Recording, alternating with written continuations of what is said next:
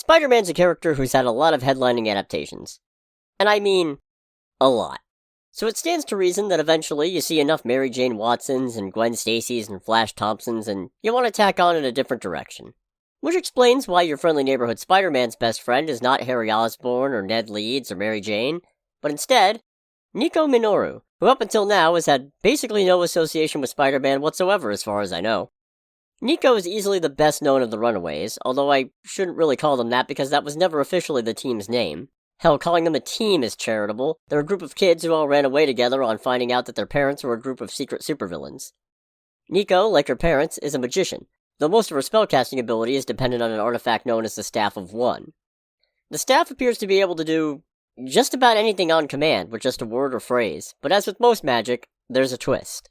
The Staff of One can only cast a given spell one time, and any attempt to use the same phrase after that will just produce a random effect. There are some ways around this, though. Using synonyms will bypass the limit, as will using a command in different languages. It also used to require blood to manifest and activate, but Nico's revised the parameters in recent years, so now every spell just lets a drop of the One, the entity inside the staff, into her, though this runs the risk of her being overtaken completely if she casts enough spells. Your mileage may vary on whether this was an improvement or not.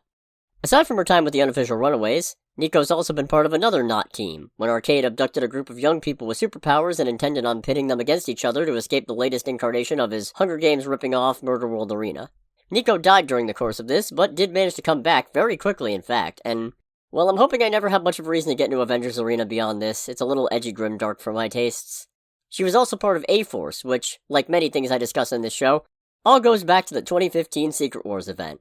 See, an alternate Nico Minoru had befriended a being known as Singularity, and while the multiverse was being reconstructed after that, Singularity found her way to the mainline Marvel Universe, and tried to reconnect with the not-quite-the-same versions of her friends.